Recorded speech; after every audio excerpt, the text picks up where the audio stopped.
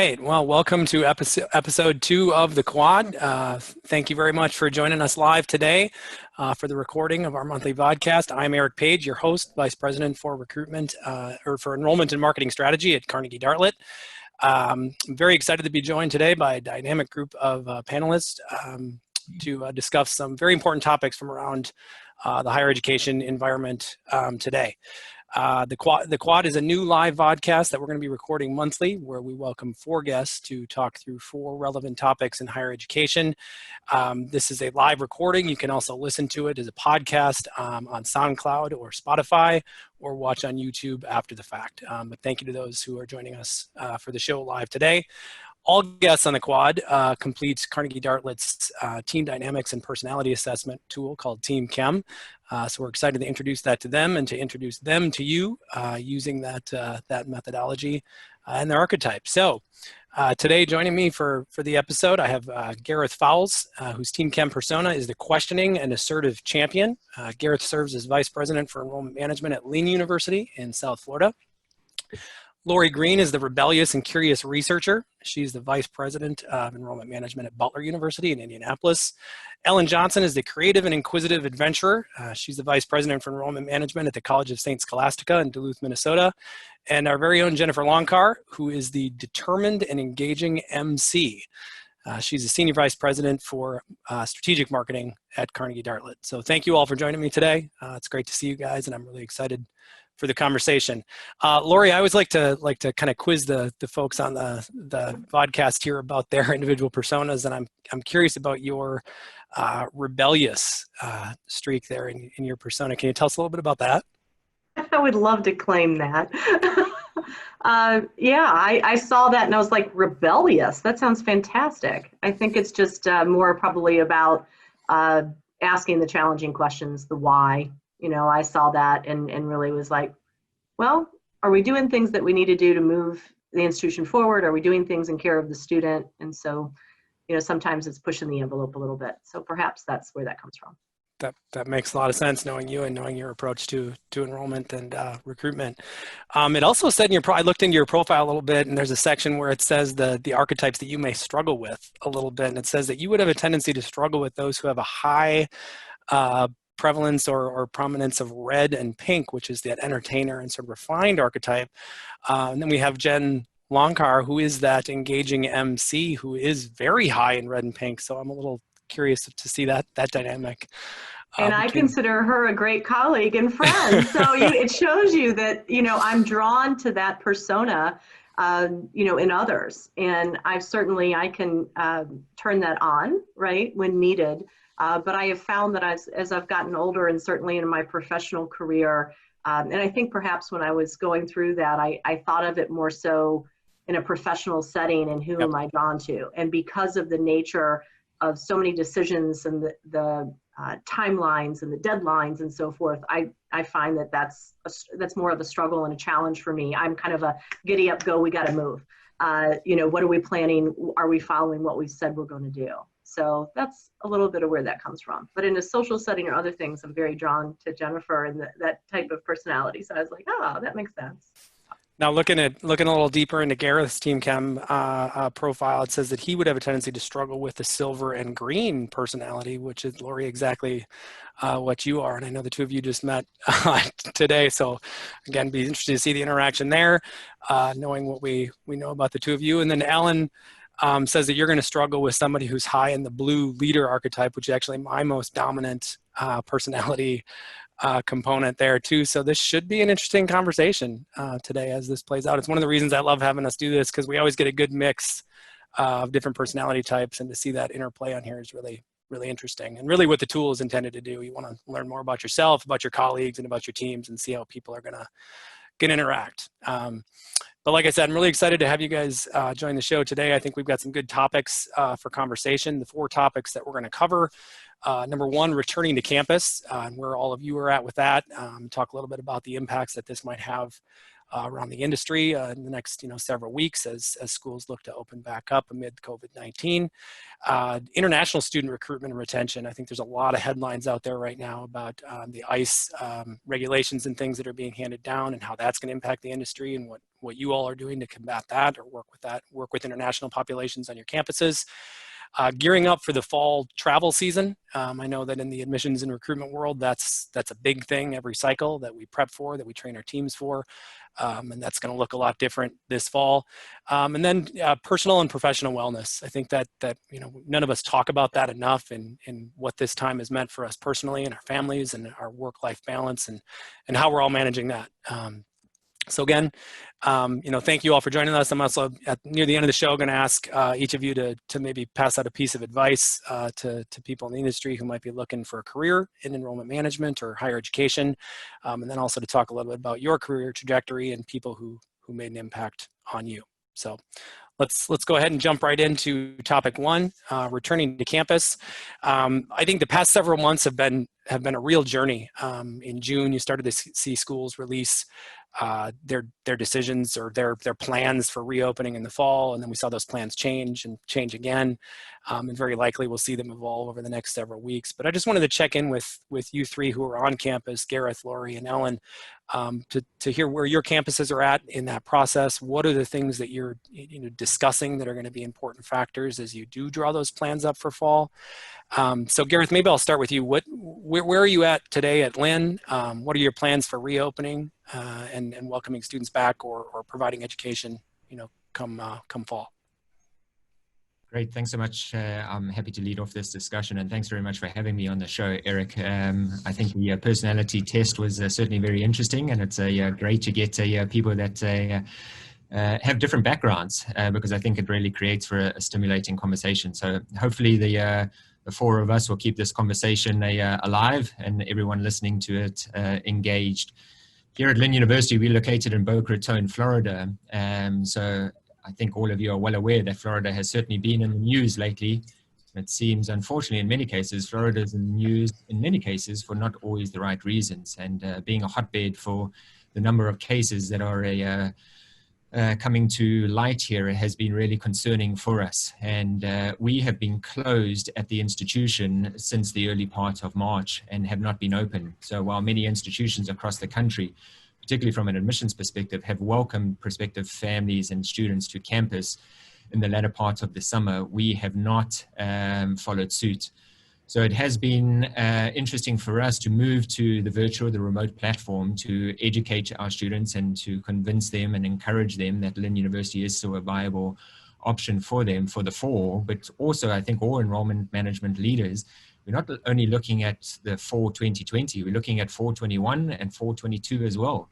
In some cases, I think it's a challenge for us to know what we're really going to be doing tomorrow, let alone in a year or 2 years' time. But with our search programs and with our outreach programs, we have to be very mindful of what is coming down the pike. And with the application for 421 opening up on Saturday, we've had our eye very much attuned to how we communicate and engage rising seniors.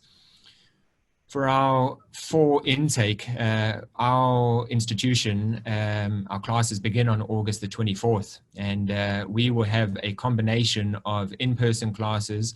Students also have the option of taking their courses entirely remote or a hybrid approach. We've actually adjusted our traditional core curriculum and semester completely. As all of us, we used to have a 15, 16 week a year semester. That has now been broken down into 4 different terms. So we now have 4 4-week terms. We've gone to a block schedule where we believe that this will limit the opportunities and risks that may be associated with COVID. Students will have the opportunity to take 1 or 2 classes in each one of those 4 terms, in effect de-densifying the classrooms as well as de-densifying our residence halls. So students, we believe, will be in a better environment to limit that risks. We will talk about international students, but we have a high percentage of international students here that we're very much mindful of when we were adjusting our schedule here at the institution.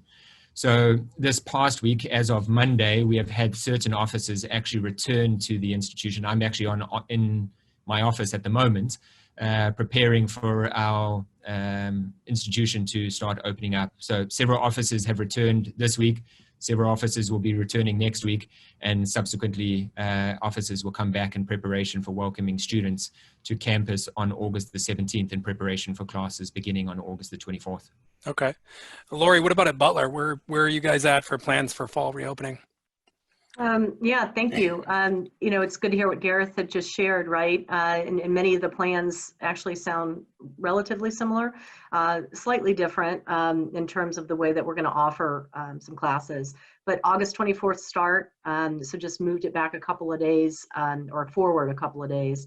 And for us, it's really kind of following the pattern of making sure that we took a couple of opportunities in the calendar to say, for instance, we're going to have classes held in person Labor Day. We're going to, you know, close that fall break opportunity, really just trying to prevent that opportunity for students to move off campus and come back continuously. So we're going to wrap up right around that first week of December, but students after the Thanksgiving break, of course, going home and then not returning to campus. But in person planned and really many of the same types of things gone through every classroom in terms of just making sure of looking at the classroom space and the proper instruction needed for that particular discipline. And, you know, because labs are going to be a little bit different than a dance class than, you know, sitting in a lecture scenario, but also put in a real investment into technology. Much more so than even what we were able to offer in the spring, just in the sense of being able to offer the flipped classroom so that a student, you know, who's sitting there on campus can be in the class or not and have that live stream, you know, capability. We'll have a few, you know, opportunities for a student to take an online course, but our intention is to have students in person. We do have the option for students to choose. And we obviously have some, you know, members of our community who are high risk in terms of health or concern. And so giving them that option, been able to do that. But we found that it's actually very low in number. So we're monitoring that, you know, every day, I think, as we move through this, right? Something is changing. We're looking at what's going on in the state, what's happening in our city, and really just putting in the proper health and safety protocol. You know, our groups have been meeting since all of this unfolded, right, as many institutions have, and various work groups assigned. I think we were at the point of some 9 separate work groups to work on these different issues. And so it's really been a concerted effort, all in dealing with, you know, what are the questions that our parents and our students and, you know, as our staff and faculty return, what are their concerns going to be? So again, we're still evolving with some of those questions, right? I mean, seeing updates regularly as questions continue to come in, but as you've seen, many of the different websites for institutions posting, right, different FAQs and updating regularly. I mean, we've been doing that as well. And really with August here, it's, you know, much anticipation and just trying to really, you know, look at the plans that have been laid and, you know, really kind of make sure that everybody is communicated with and knowing all of the different scenarios, and at the same time acknowledging that we also don't know all the different scenarios. And I think that's one of the hardest things to communicate. Absolutely. So being nimble and flexible and understanding and just really trying to keep our students' best interest. Yeah, I think that point about communicating what you're planning, but then communicating the uncertainty of maybe needing to pivot is critical. We've seen that in a lot of the surveys we've done of prospective students that they want communication now and that they understand it may have to change later. Ellen, what about up at St. Scholastica? Yeah, similarly, that's actually what I was going to jump off of Lori's point about communication. I feel like that's every conversation that we're having right now is how do we communicate what we're doing, but also in a way that says, but it could change. And we're still, you know, we're still trying to finalize all those plans. Our intention is as much face-to-face as we can with hybrid formats where needed.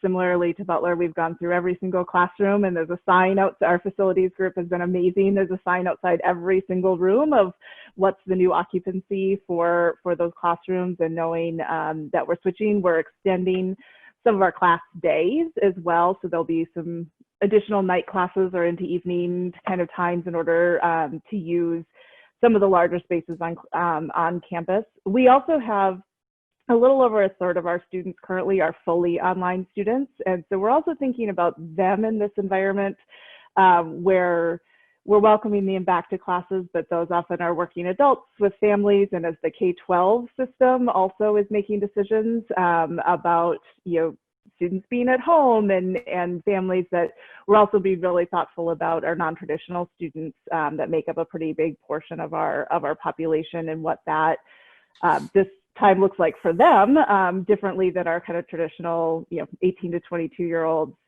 living on campus. We're also thinking a lot about how we can use our student workers differently. So we might not need as many tour guides, but we're sure gonna but could they be tech TAs in classrooms where we have faculty who aren't used to teaching online or having to live stream their classes while also being in person. So also trying to think creatively about our resources that way. And also some of our offices who can just continue to work remote through the year. But we've opened up campus in mid-June to campus visitors, staff starting to come back, and August 10th, I believe, is when we're kind of in a little bit more formal welcoming a few more faculty and staff back to campus as we prepare to welcome students. We start right after Labor Day, so it's still in that traditional calendar as well.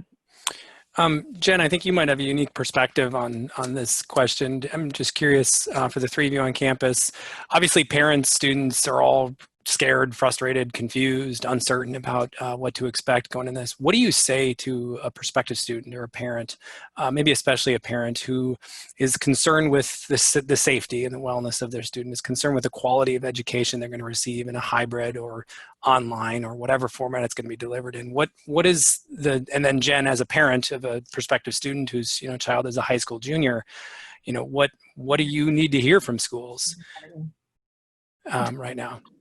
What's that? Senior, she'll be mad at you. Senior. Oh, sorry.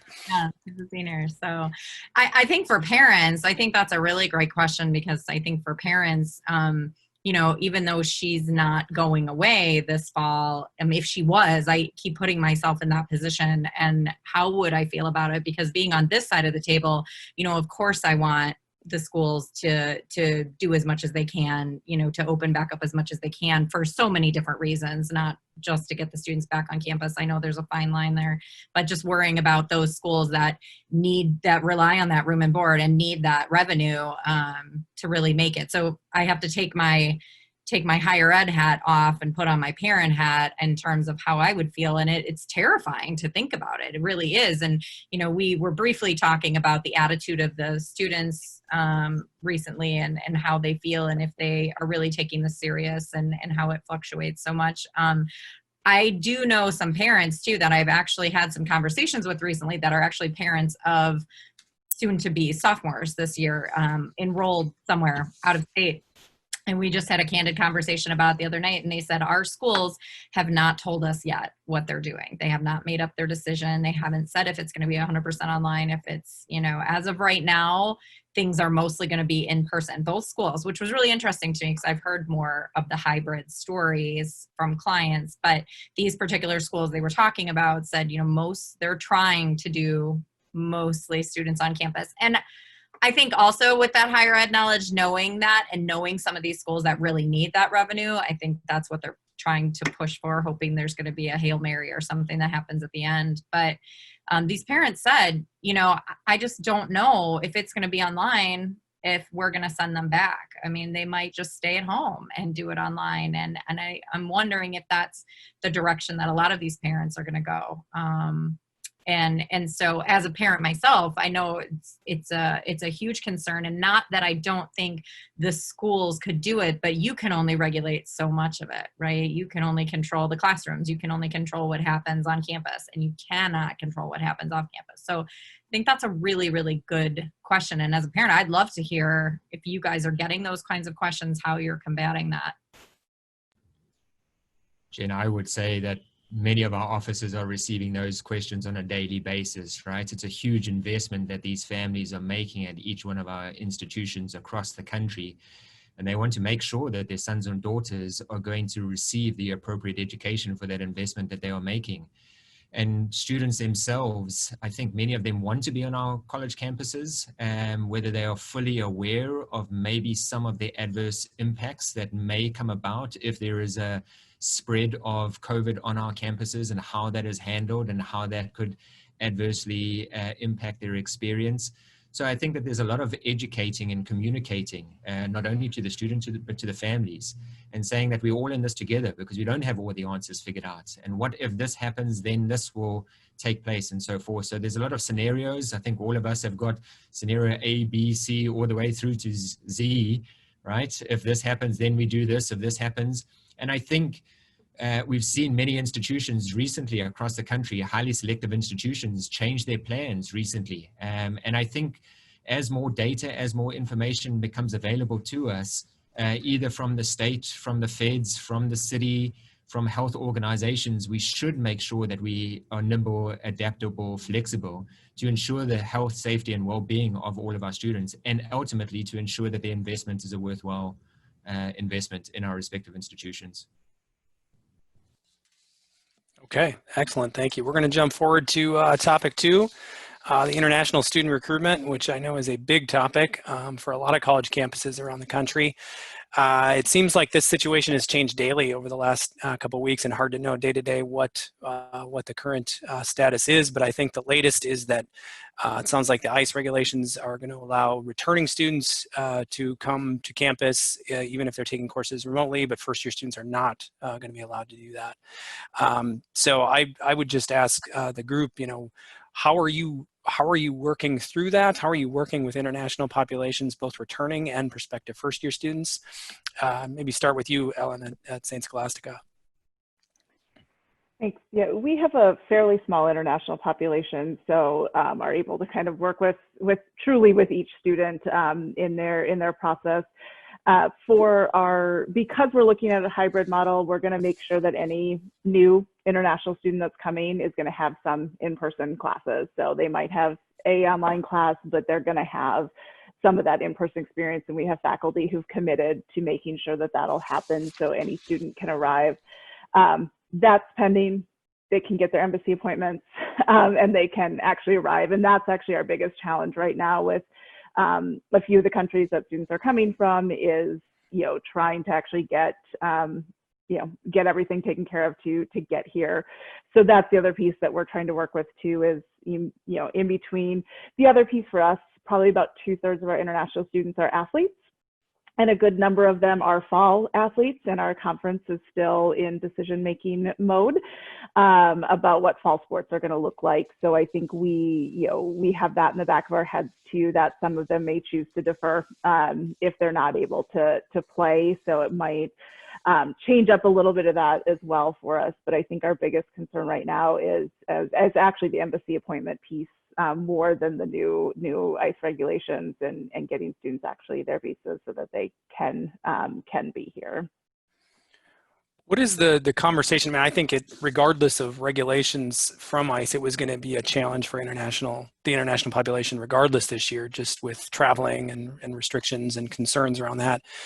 Gareth, Lori, what are the conversations you're having with either prospective or returning students to kind of help them through that process? Gareth probably has a larger international population, truthfully, than we do. Much like Ellen, we're going to be much smaller in that. But I will tell you that, the individuals who work with them closely in terms of trying to think about securing the visa, the returning students, the students who stayed, any of those concerns have been vetted individually for us. And certainly, I mean, gosh, as we think through, even think about your own current students that are trying to go abroad in terms of study abroad programs, the like exchange programs.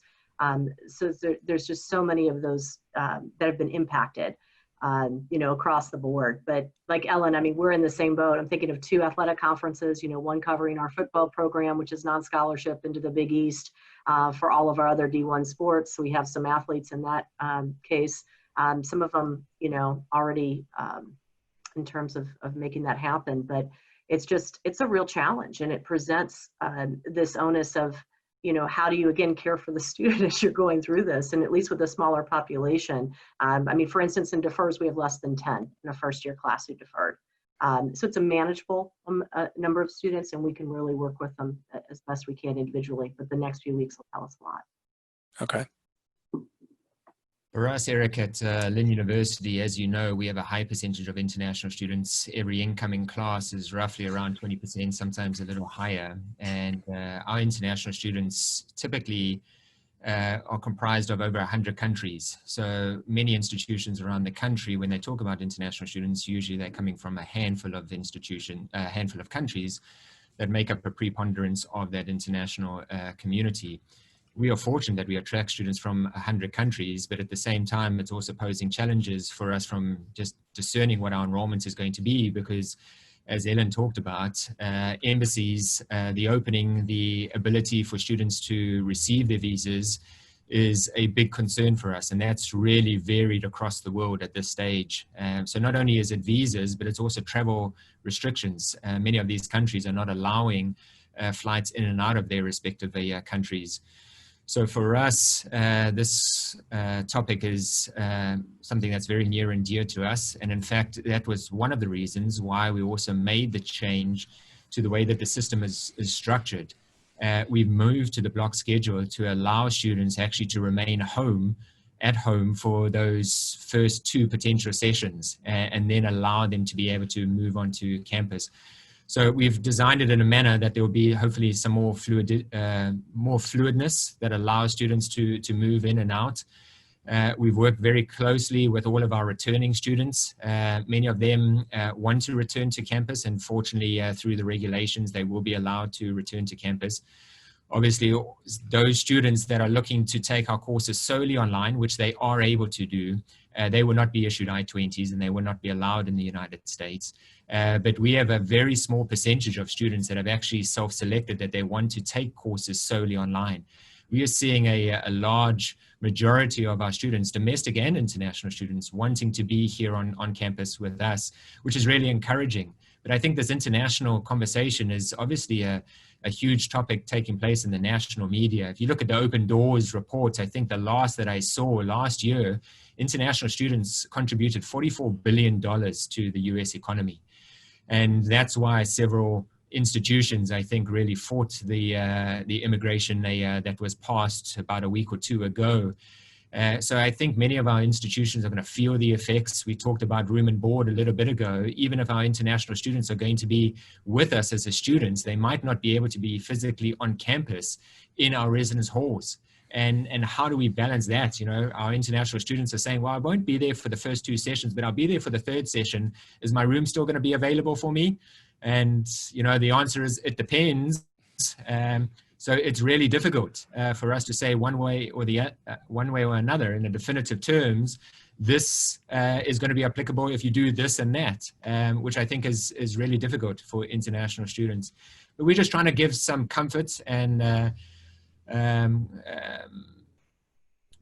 comfort to our international families that we know this is a huge decision for them, not only from a political environment, but a social environment. There's a lot of news that's taking place that is really concerning for some of our international families to come to the United States. But we just reassure them that the education that they will receive at our respective institutions is still one of the best in the world. And we hope that they will take comfort knowing that we will ensure the health, safety, and well-being of students on our respective campuses. Your point about the contribution to the economy, I think, is interesting and obviously a huge deal across the higher education landscape. I think over the past 15 years, some might argue there's been an over-reliance built on international students for a number of reasons. This could or might have a lasting impact for the next several years in higher education. What do you think, or any of you on the panel think the ramifications of this point in time are going to be for international student recruitment, next year, 2, 5, 10 years down the line? I think we've already been seeing that, Eric. Once again, from the Open Doors report, the last 4 years, we've seen a decrease in international students to our respective campuses. I think last year, 2019, it was a 0.9% decrease, which is almost a leveling off compared to where it was the couple of years before. I think it was negative 3.3% in 2017. But prior to that, we had 5 years of growth. So likely 2020, we're going to see another negative decline. So we will have 5 consecutive years of declines in enrollment from international students. many countries around the world are really prospering with international students. Canada, Australia, the Netherlands are doing really well. Some of it is because of postgraduate opportunities, also employment opportunities after they graduate from the institution. I think some of the policies have been a bit more liberal to international students, with allowing the gateway to jobs and opportunities to become more available, have allowed some of these other countries to be more appealing to students that have really always clamored to come into the United States. And even though we have wonderful post-secondary education options available to international students, costs, entry points, are becoming more challenging for international students, and they're looking at other great opportunities for them spread out all over the world. So it's unfortunate for us here in the United States, but I do believe that it's a reality that we have to face. We have faced it for the past couple of years, and I think this pandemic will just make it surface even more to the top. With all of that as context, Jen, I know you've done a lot of work with schools all across the country in recruitment and marketing to international populations. What are you hearing as you talk to people for adjustments they're making in light of all the things that Gareth mentioned? It's a mixed bag right now, to be completely honest with you. So I have a lot of schools that are actually trying to look past, at least this was, now I haven't talked to them this week with everything happening right now, so things could change as things do.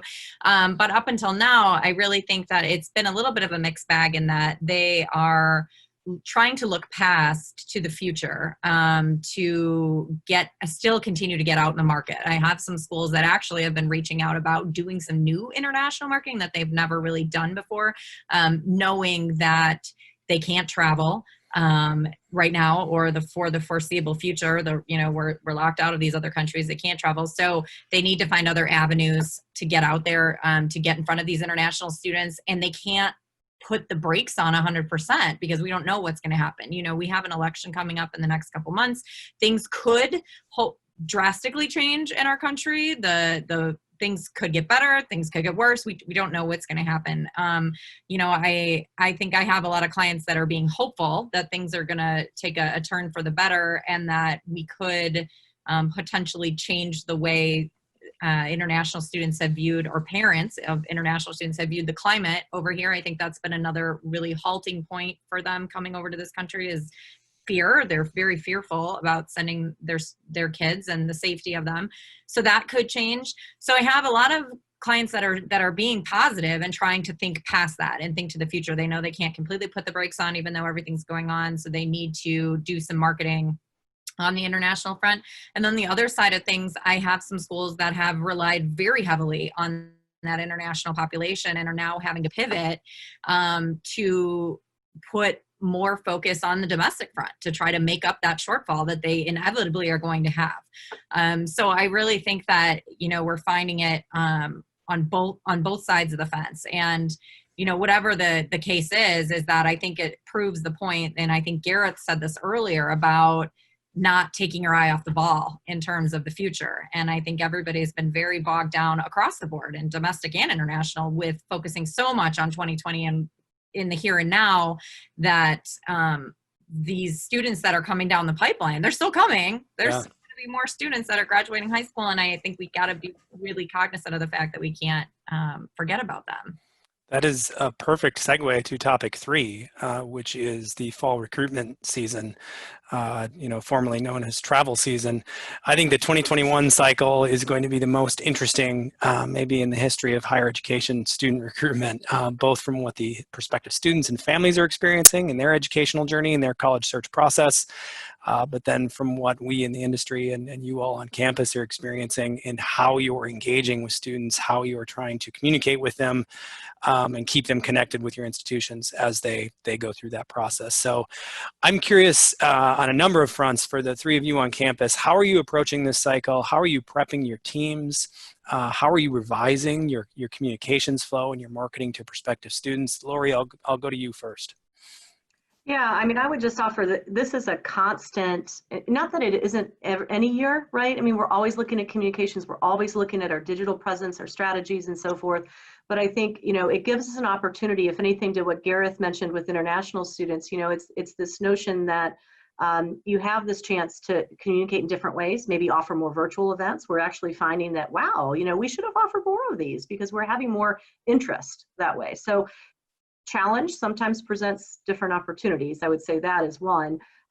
Constantly reevaluating multiple meetings, right? We're looking at everything from, how do you balance the number of virtual events that you offer to what does your on-campus presence look like? And do you have to try to replicate an on-campus? You can't possibly, like an open house, right? A traditional fall open house, for example.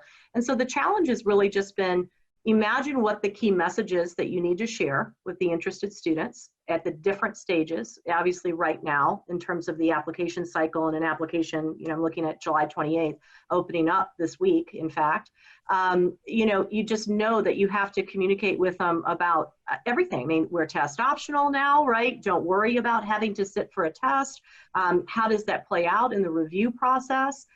If anything, what can we do to just take a little bit of a lift off their shoulders? And so I'm just challenging our admission team in particular and our A team as an enrollment staff together to think about how do we best just position ourselves to assist our families through this.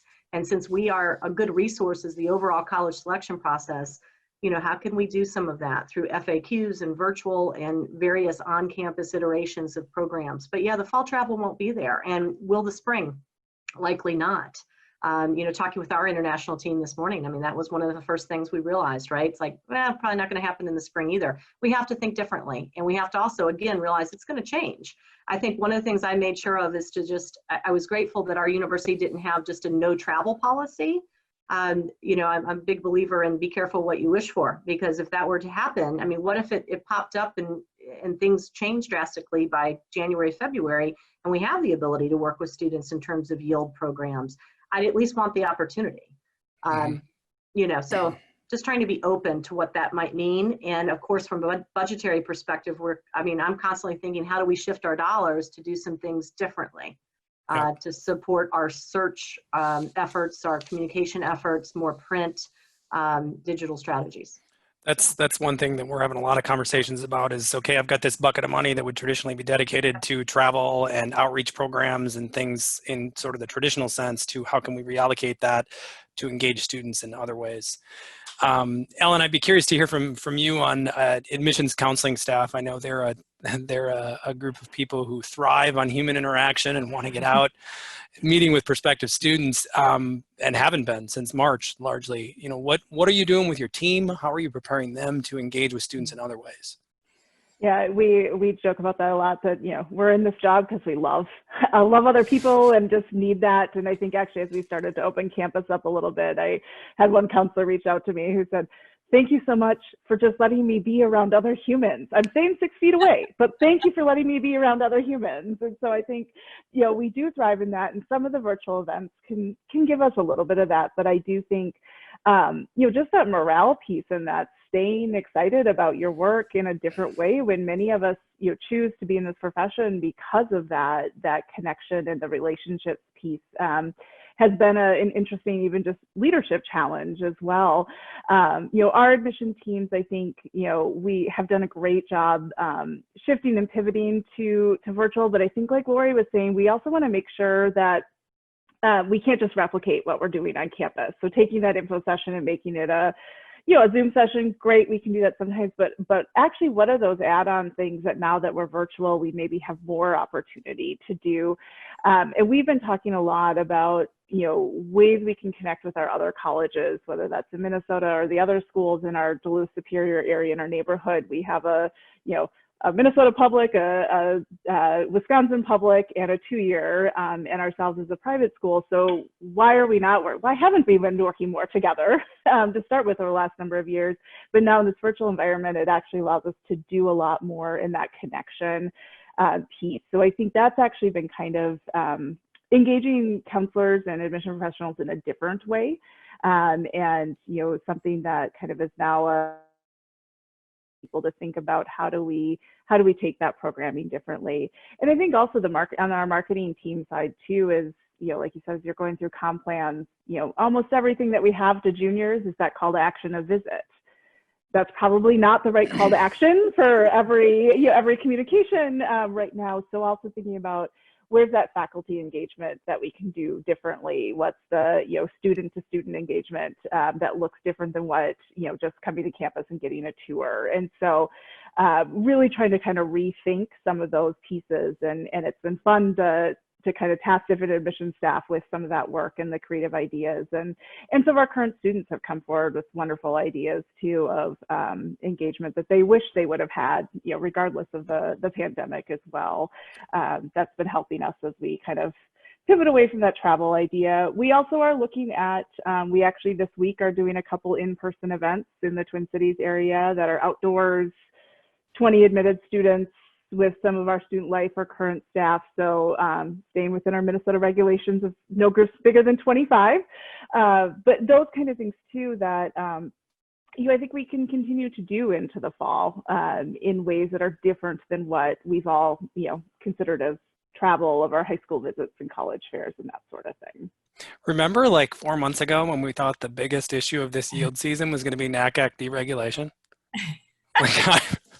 I feel like I had that conversation in late February, and then the whole world just blew up. It's Seems crazy. so quaint now. Yeah. Jen, I mentioned some of the conversations we have with people about that reallocation of funds. What are some of the things that you're doing with clients or schools around the country where they're looking for new ways to engage those students, whether it's on digital or revising their communications flow to high school juniors or high school seniors?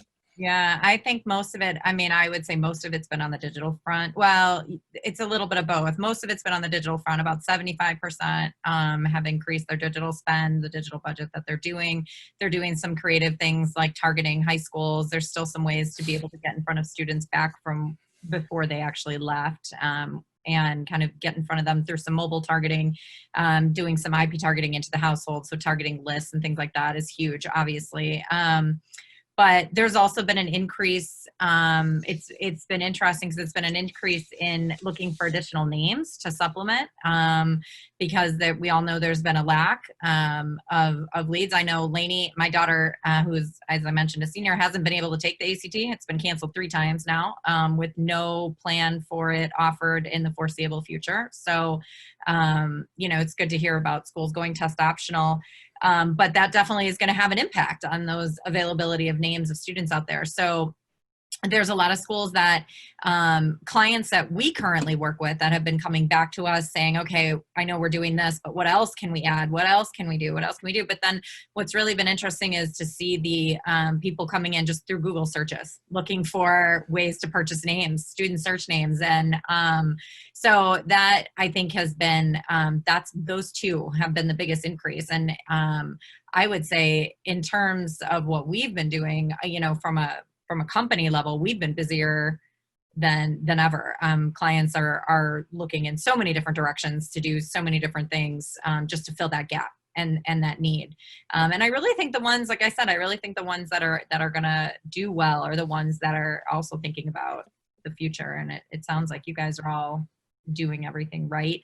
I have a question for just the 3 of you. Do you have anything where you're doing any kind of like drive-in? I know some of my clients have been doing like drive-in visits, specifically where people don't get out of their car, but they do get like a little welcome pack and it has a campus map and it has some goodies in it and some things like that. And they have the ability to drive around campus and they're making it kind of a thing.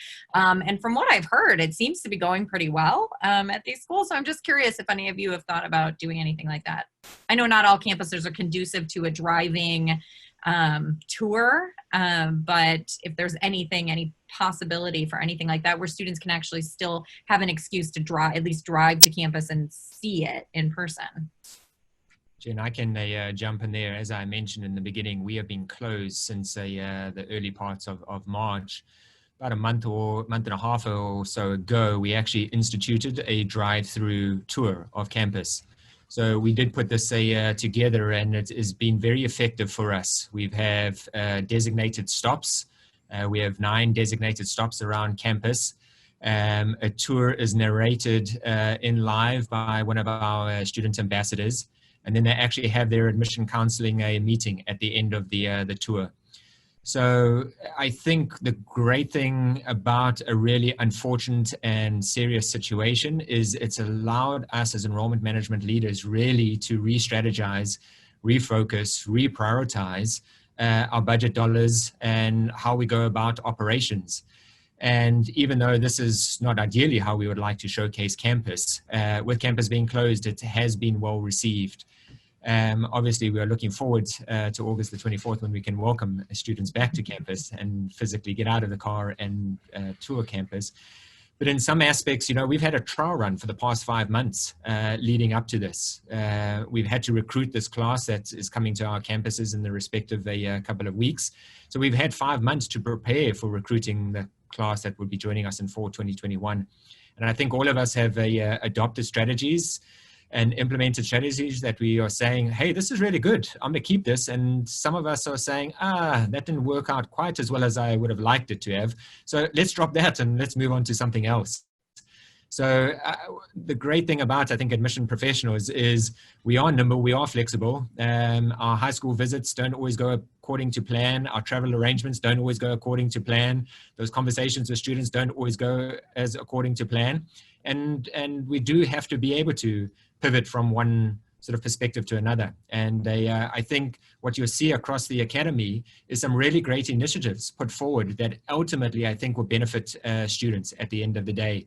And I think looking at inclusion, looking at access, looking at topics that have been surfaced over the past couple of years, all of us as enrollment management professionals, as we adjust our travel schedule, communication schedule, we have to be very mindful that we are sort of catering towards very different populations that absorb information from our respective institutions in different modes and mediums.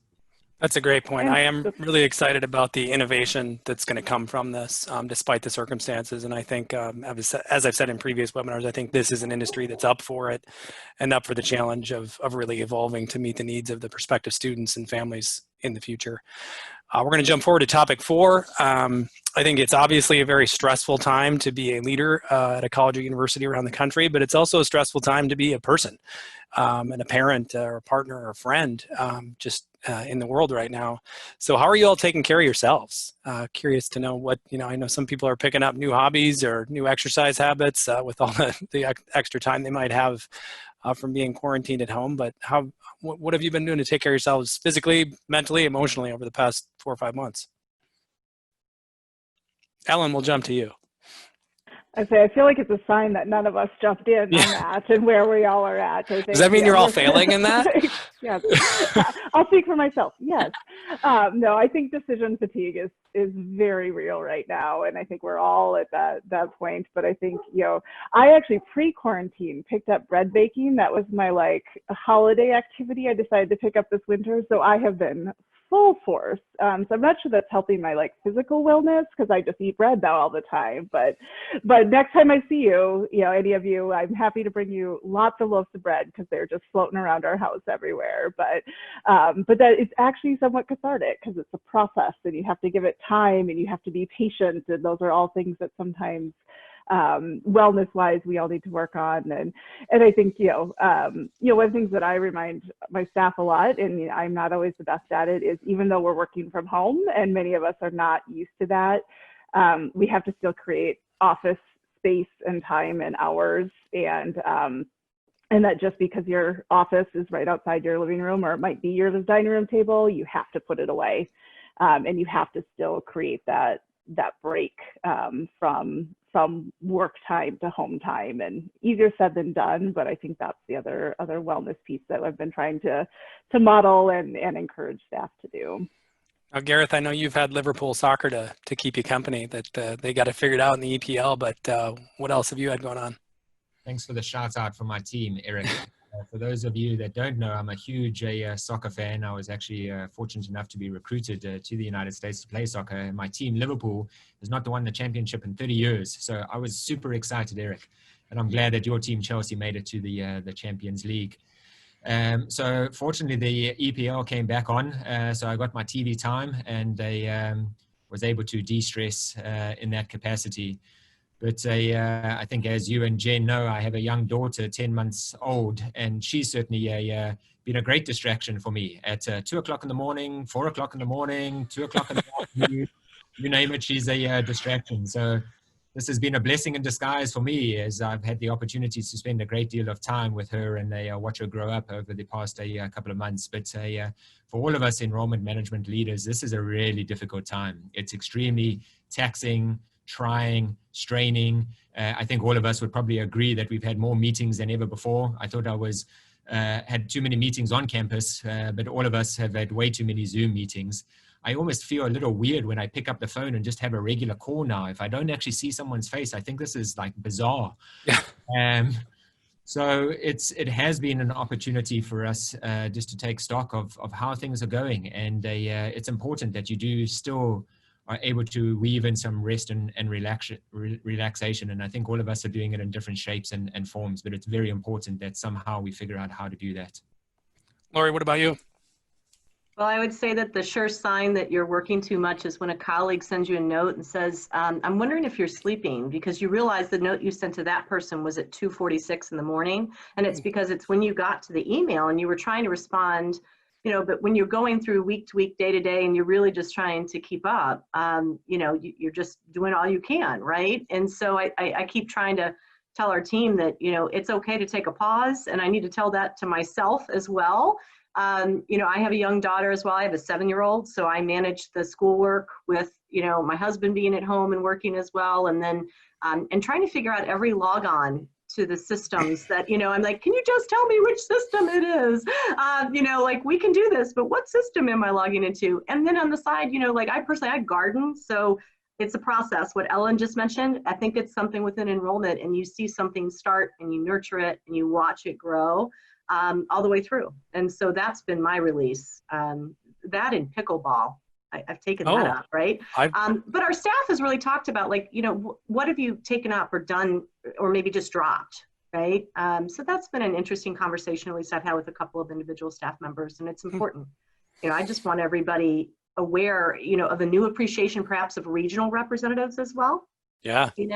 I've always worked with regional officers, and we have 2 at Butler, and just knowing the amount of hours they dedicate, and like Ellen shared as well, just to know you have to set a time and step away, and it's difficult, right? Yeah. And then Jen, I know we'd be remiss if we didn't talk a little bit about the Peloton, so I'll just let you go. I think we should talk about the Peloton. No, anybody who's friends with me on social media knows that to be honest, so I joke about the Peloton. It's been like my saving grace through this whole thing. And for somebody who was I had 160 nights in a hotel last year. And that was a little bit of personal stuff. My daughter shows horses, so it was kind of combined with work travel. But regardless, I wasn't home. And so all of a sudden to just be locked down, not able to go anywhere, I'm not going to lie to you and say that that first month was easy. I personally had meltdowns. There were some meltdowns. My husband and I sitting on the kitchen floor, and I'm like, I don't know if I can do this. I cannot be locked in this house with everybody. I sent out a meme to everyone, and it was a picture of Jack Nicholson's face from The Shining, and was I feel like this is what's going to happen in the next 3 months.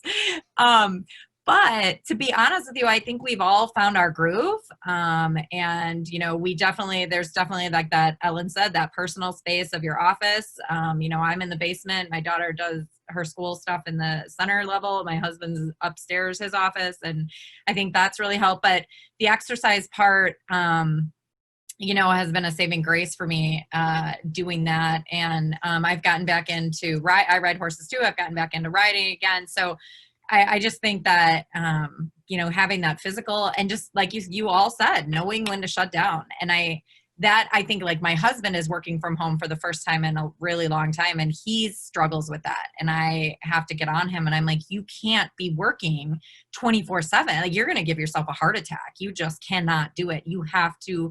And I hate starting the next day with emails in my inbox, but sometimes, it's 7:00 at night and you're like, you know what? I need to decompress, and I shut it down. So sometimes I'm like 5:30, 6:00. I'm sorry, it's going to have to wait till the morning. I just can't do it, just health-wise. So that would be a huge piece of advice to anybody listening to this is shut it down. Shut it down, walk away. And invest in a little refrigerator for under your desk, because you never know. That's a whole different conversation. Yeah. Well, we got about 5 minutes left. We're going to do a quick round robin. Jen, you mentioned advice. We had a real good conversation in episode 1 with the panelists or guests, just offering just a piece of advice to young professional in the higher education industry. We had a conversation about young admissions counselors maybe not viewing admissions as a career path that they could pursue, but maybe a quick stopover on the way to something else. But if you, particularly the three of you on campus, were to offer a piece of advice to young admissions professionals or young higher education professionals, what would that be? I mean, Ellen, I'll throw it to you first. This maybe goes along with my personality type of the inquisitiveness, but my advice is always just ask why in a way to learn, because I think that's for many of us how, why we've moved different places in our careers is because we were curious and wanted to understand. And when there's that opportunity to learn more about how student search works, what does a marketing console look like? What data do you look at as the VP? Ask those questions of why, and you can really help engage you and understand that this is a career path and a career and a bigger thing than just the day-to-day recruitment of admission. Lori?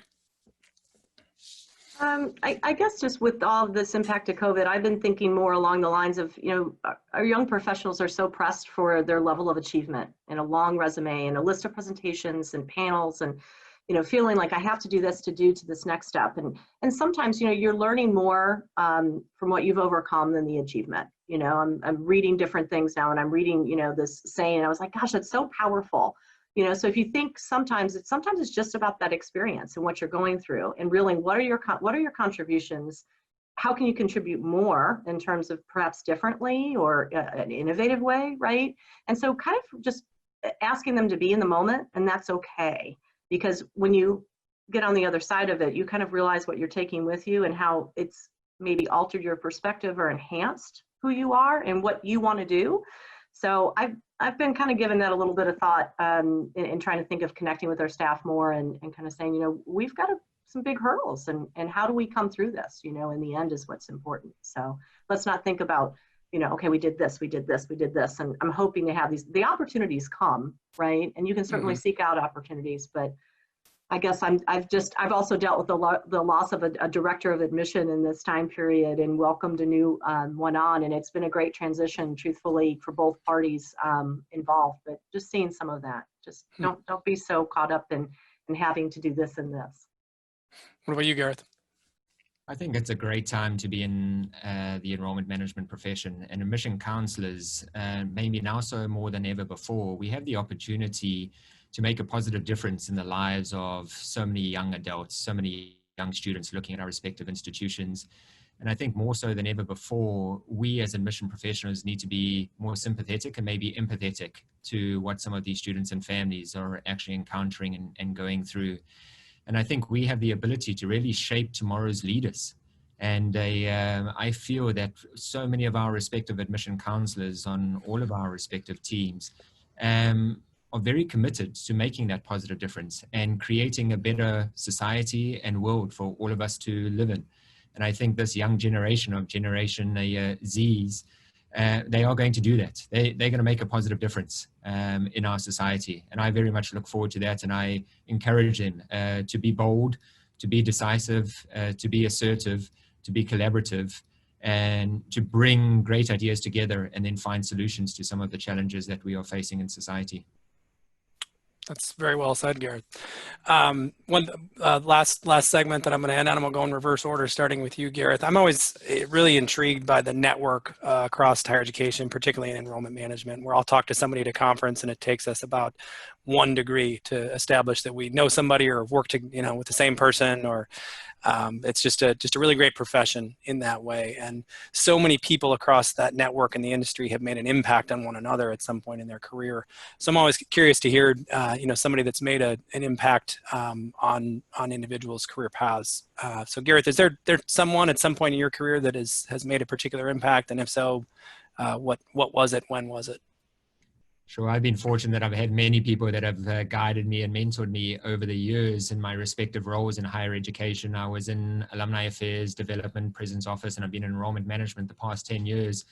And so I'll just talk to the past 10 years. A guy by the name of David Lesane, who is the Dean of Admissions and Financial Aid Randolph-Macon has been a huge mentor to me. David and I completed our doctorates at Vanderbilt many years ago, and I was not in enrollment management. And as soon as I was assigned to this role 10 years ago, the first person I called was David and said, David, please, I need help. I have no experience in enrollment management, and he's been a great friend and a mentor to me and guiding me through this incredible journey that I've been on for the past 10 years. Laurie? Shout out to you, David, if you're listening. Thanks. I would just give a shout out to Debbie Stiefel. She's the VP of Enrollment at Detroit Mercy, and she was my Dean of Admission when I first started at Loyola New Orleans, and she was there. We went through Hurricane Katrina together. So I served as the Director of Admission, and she was somebody, I remember the first day when I started in New Orleans, she called me in her office and she said, so I won't ever ask you to do anything unethical, immoral, or illegal. Are you good with that? Pretty good with that. And that was kind of that was the foundation, and just have always relied on her kind of as a 911 call.